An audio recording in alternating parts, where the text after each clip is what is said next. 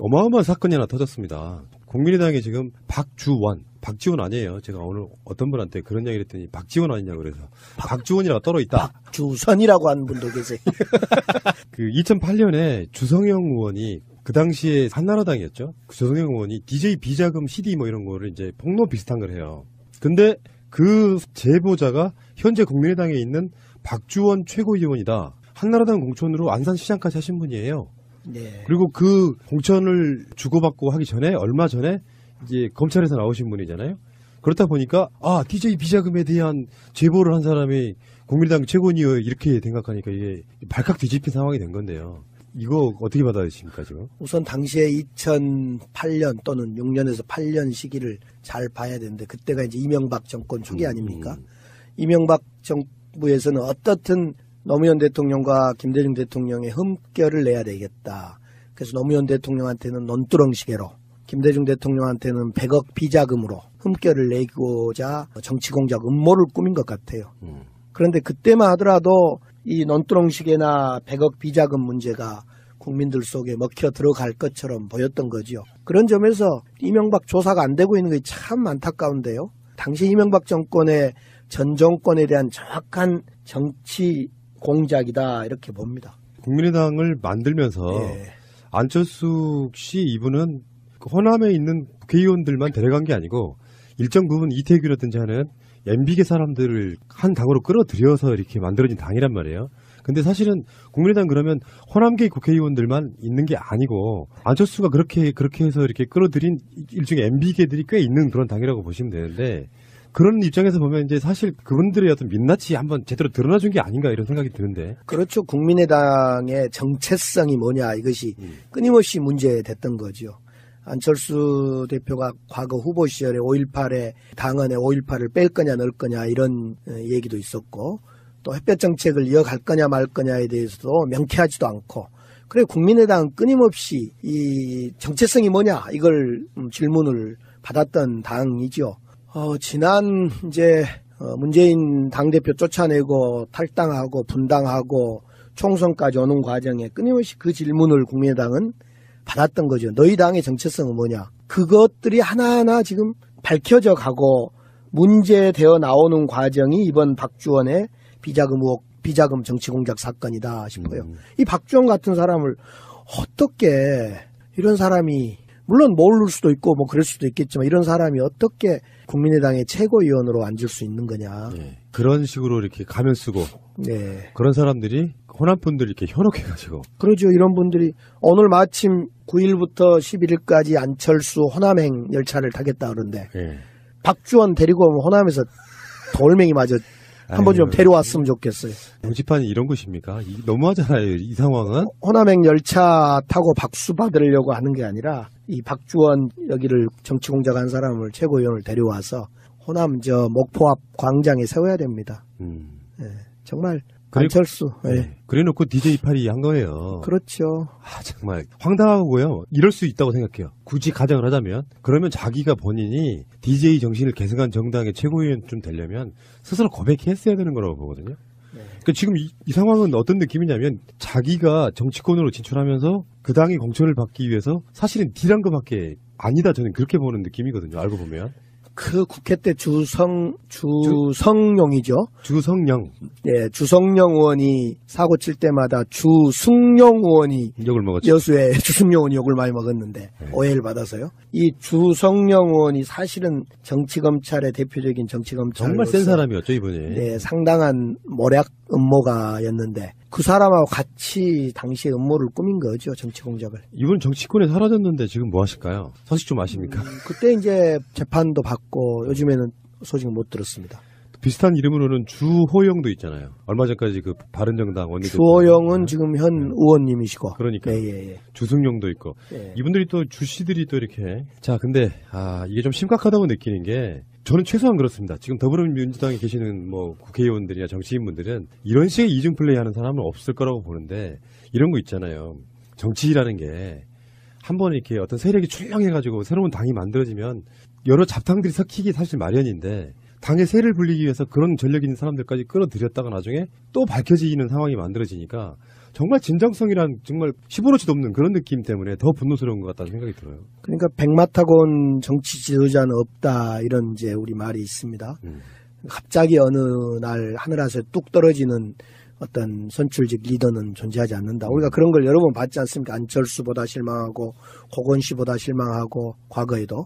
그래서 결국은 이 하늘에서 뚝 떨어진 백마 타고 오는 정치 지도자가 아닌 당에서 평소에 실력을 쌓고 공부하고 실천을 통해서 검증된 사람, 그들이 중심이 되어서 정치판을 이끌어가면 조금은 달라질 거다 이런 생각을 해보고요. 예. 사실은 이 박주원 건은 공소시효가 지났다고 하지만은 지났으니까 어떻게 할 건데가 아니라 다시 이 박주원 최고위원 진실을 고백해야죠. 당시 어떻게 된 건지 낱낱이 고백하고 사과할 곳에 당사자들에게 사과하고 국민에게도 사과하고 그리고 이런 정도 되면 이건 정치 공작이었기 때문에 떠나줘야 지구를 떠나거라. 빠져주라. 예, 빠져야죠. 이 정도는. 그냥 보통 문제가 아닌 게 DJ로 끝나는 사건이 아니에요. 이런 제보를 근거로 국정감사에서 DJ 비자금 의혹을 제기한 때가 바로 국세청이 노무현 대통령 후원자 박연차 회장에 대한 세무조사를 진행할 때였습니다. 그러니까 분위기가 DJ와 노무현 대통령 양 전직 대통령에 대한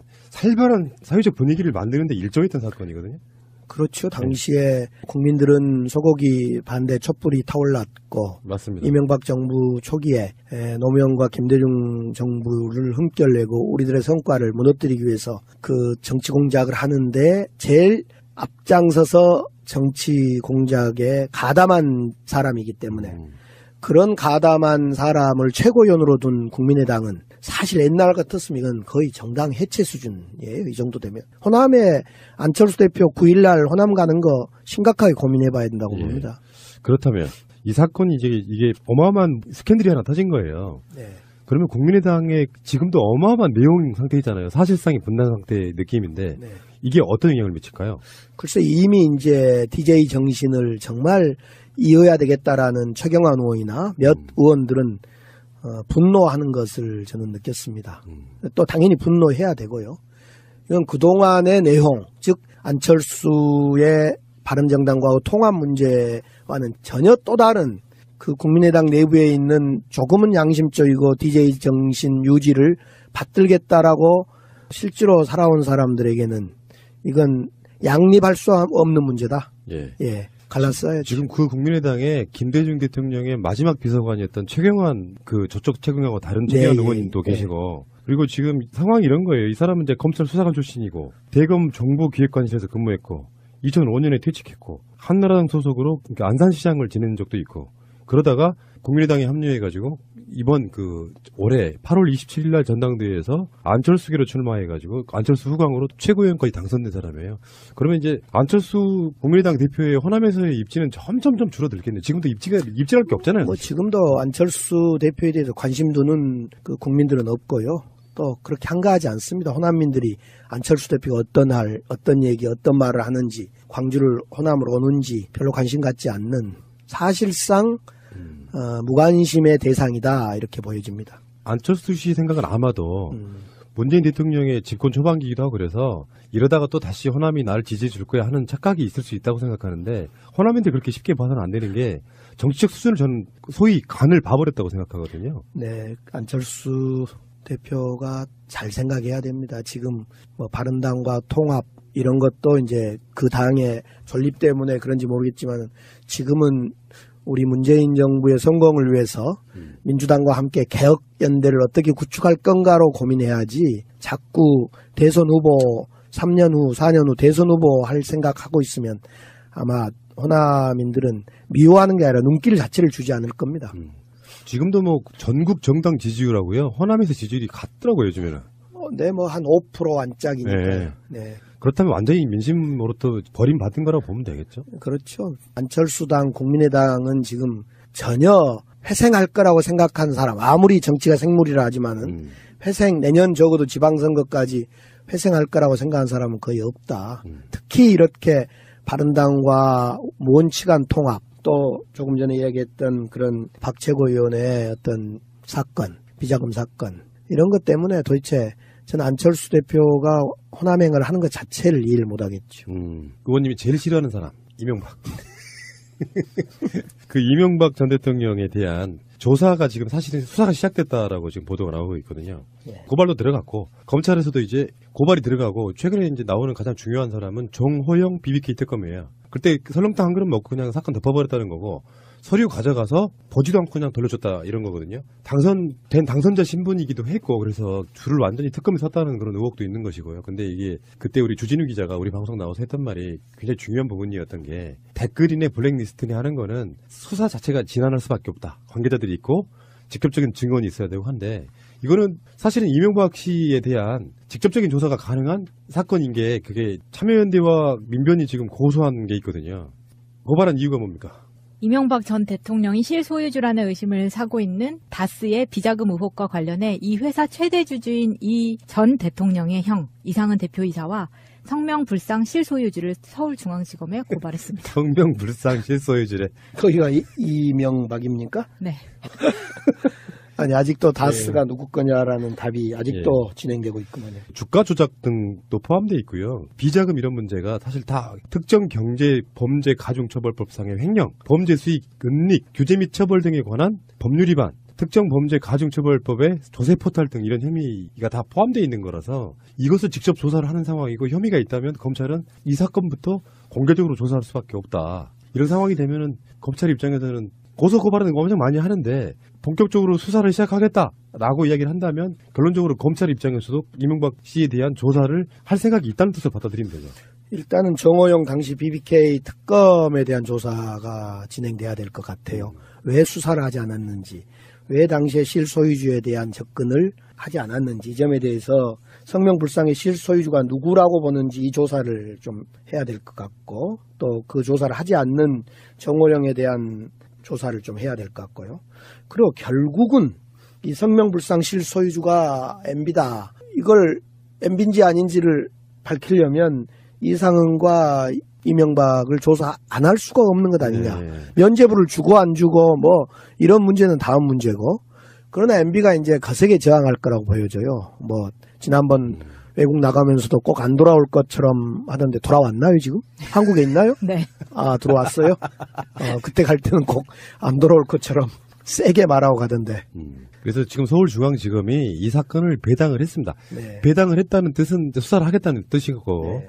이러면 이제 본격적으로 돌아서 뭐 여러 사람들 김관진이네 누구네 조사를 하지만 결론적으로 말해서 이건 이명박에 대한 직접적인 조사가 가능한 사건이기 때문에 우리 원래 예상은요. 그러니까 김관진 석방 이전에 원래에서 예상은 뭐 12월 한 뭐 19일 뭐 이런 정도 12월 하순 정도에는 이명박 씨가 포토라인에 서지 않을까라는 조심스러운 예상이 있었는데 뭐 김관진 석방이라든지 이런 문제가 생기면서 이건 좀 딜레이가 되겠구나 했는데 다시 이 문제가 검찰의 의지가 있다고 보시는 게 맞겠죠.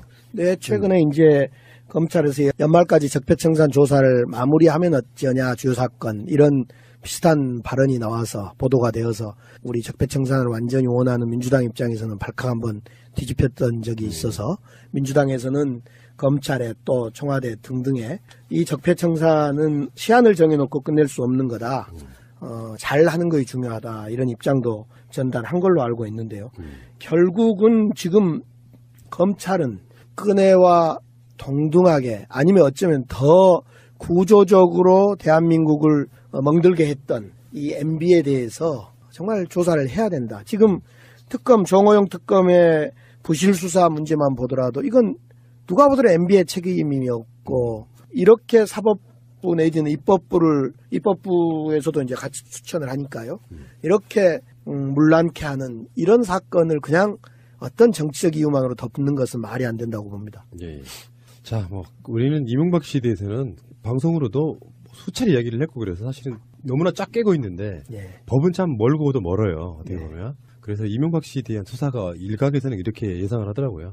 흔히 말해 토끼머리식으로 막 갑작스럽게 하는 게 아니라 하나하나씩 증거 보강해 가면서 조심스럽게 포토라인에 세울 수밖에 없을 테니 수사가 시작됐다고 해도 갑작스럽게 포토라인에 세우지는 못할 거다 이런. 결국 이명박에 대한 수사는 4대 강도 애초에 생각이 있었고 자원외교 비리도 있었고 그러지만 결국 이 다스의 실소유주가 누구냐 또 다스와 관련된 이 불법적인 상황을 수사함으로 인해서 이명박은 포트라인에 세울 수 있을 거다 이렇게 생각합니다. 그리고 일부에서는 이제 포트라인 세우는 것이 정치 보복 아니냐 그런데 이건 적법한 옳지 못한 행위를 조사하는 행위로 국민들도 이해할 거라고 봅니다. 예. 그리고 뭐 지금도 여론조사하고 수도 없이 나오지만 범죄 수사해야 된다가 70%가 훨씬 넘으니까요. 그 부분에서는 검찰이 여론의 절대적인 지지를 받고 있을 때 수사를 해내는 것도 중요하지 않을까 생각해 봅니다. 네. 알겠습니다. 어마어마한 사건이 하나 터졌습니다. 국민의당에 지금 박지원 아니에요. 제가 오늘 어떤 분한테 그런 이야기를 했더니 박지원 아니냐고 그래서 박주원이라고 떨어 있다. 박주선이라고 하는 분도 계세요. 그 2008년에 주성영 의원이 그 당시에 한나라당이었죠. 그 주성영 의원이 DJ 비자금 CD 뭐 이런 거를 이제 폭로 비슷한 걸 해요. 근데 그 제보자가 현재 국민의당에 있는 박주원 최고위원이다. 한나라당 공천으로 안산시장까지 하신 분이에요. 네. 그리고 그 공천을 주고받고 하기 전에 얼마 전에 이제 검찰에서 나오신 분이잖아요. 그렇다 보니까 DJ 비자금에 대한 제보를 한 사람이 국민의당 최고위원 이렇게 생각하니까 이게 발칵 뒤집힌 상황이 된 건데요. 이거 어떻게 받아들이십니까 지금? 우선 당시에 2008년 또는 6년에서 8년 시기를 잘 봐야 되는데 그때가 이제 이명박 정권 초기 아닙니까? 이명박 정부에서는 어떻든 노무현 대통령과 김대중 대통령의 흠결을 내야 되겠다. 주승용 의원이 욕을 먹었죠. 여수에 주승용 의원이 욕을 많이 먹었는데 오해를 받아서요. 이 주성영 의원이 사실은 정치검찰의 대표적인 정치검찰 정말 센 사람이었죠 이분이. 네, 상당한 모략 음모가였는데 그 사람하고 같이 당시에 음모를 꾸민 거죠. 정치 공작을. 이분 정치권에 사라졌는데 지금 뭐 하실까요? 소식 좀 아십니까? 그때 이제 재판도 받고 요즘에는 소식 못 들었습니다. 비슷한 이름으로는 주호영도 있잖아요. 얼마 전까지 그 바른정당 원내대표. 주호영은 지금 현 의원님이시고. 그러니까. 예. 주승용도 있고. 예. 이분들이 또 주씨들이 또 이렇게. 자, 근데 이게 좀 심각하다고 느끼는 게 저는 최소한 그렇습니다. 지금 더불어민주당에 계시는 뭐 국회의원들이나 정치인분들은 이런 식의 이중 플레이하는 사람은 없을 거라고 보는데 이런 거 있잖아요. 정치라는 게 한 번 이렇게 어떤 세력이 출렁해가지고 새로운 당이 만들어지면 여러 잡탕들이 섞이기 사실 마련인데. 당의 세를 불리기 위해서 그런 전력 있는 사람들까지 끌어들였다가 나중에 지금. 그러죠. 이런 분들이 오늘 마침 9일부터 11일까지 안철수 호남행 열차를 타겠다 그러는데 예. 박주원 데리고 오면 호남에서 돌멩이마저 한번 좀 데려왔으면 좋겠어요. 정치판이 이런 것입니까? 너무하잖아요. 이 상황은. 호남행 열차 타고 박수 받으려고 하는 게 아니라 이 박주원 여기를 정치 공작한 사람을 최고위원을 데려와서 호남 목포 앞 광장에 세워야 됩니다. 예, 정말 안철수. 예. 그래놓고 DJ8이 한 거예요. 그렇죠. 정말 황당하고요. 이럴 수 있다고 생각해요. 굳이 가정을 하자면 그러면 자기가 본인이 DJ 정신을 계승한 정당의 최고위원쯤 되려면 스스로 고백했어야 되는 거라고 보거든요. 그러니까 지금 이 상황은 어떤 느낌이냐면 자기가 정치권으로 진출하면서 그 당의 공천을 받기 위해서 사실은 딜한 것밖에 아니다. 저는 그렇게 보는 느낌이거든요. 알고 보면. 그 국회 때 주성용이죠. 주성영. 예, 주성영 의원이 사고 칠 때만 그래서 노무현 대통령한테는 논두렁시계로 김대중 대통령한테는 100억 비자금으로 흠결을 내고자 정치 공작 음모를 꾸민 것 같아요. 그런데 그때만 하더라도 이 논두렁시계나 100억 비자금 문제가 국민들 속에 먹혀 들어갈 것처럼 보였던 거죠. 그런 점에서 이명박 조사가 안 되고 있는 게 참 안타까운데요. 당시 이명박 정권의 전 정권에 대한 정확한 정치 공작이다 이렇게 봅니다. 국민의당을 만들면서 안철수 씨 이분은 호남에 있는 국회의원들만 데려간 게 아니고 일정 부분 이태규라든지 하는 MB계 사람들을 한 당으로 끌어들여서 이렇게 만들어진 당이란 말이에요. 근데 사실은 국민의당 그러면 호남계 국회의원들만 있는 게 아니고 안철수가 그렇게 해서 이렇게 끌어들인 일종의 MB계들이 꽤 있는 그런 당이라고 보시면 되는데 그런 입장에서 보면 이제 사실 그분들의 어떤 민낯이 한번 제대로 드러나준 게 아닌가 이런 생각이 드는데. 그렇죠. 국민의당의 정체성이 뭐냐 이것이 끊임없이 문제됐던 거죠. 안철수 대표가 과거 후보 시절에 5.18에 당헌에 5.18을 뺄 거냐 넣을 거냐 이런 얘기도 있었고 또 햇볕 정책을 이어갈 거냐 말 거냐에 대해서도 명쾌하지도 않고 그래 국민의당은 끊임없이 이 정체성이 뭐냐 이걸 질문을 받았던 당이죠. 지난 이제 문재인 당대표 쫓아내고 탈당하고 분당하고 총선까지 오는 과정에 끊임없이 그 질문을 국민의당은 받았던 거죠. 너희 당의 정체성은 뭐냐. 그것들이 하나하나 지금 밝혀져 가고 문제되어 나오는 과정이 이번 박주원의 비자금 의혹, 비자금 정치 공작 사건이다 싶어요. 이 박주원 같은 사람을 어떻게 이런 사람이 물론 모를 수도 있고 뭐 그럴 수도 있겠지만 이런 사람이 어떻게 국민의당의 최고위원으로 앉을 수 있는 거냐. 그런 식으로 이렇게 가면 쓰고 네. 그런 사람들이 호남 분들이 이렇게 현혹해가지고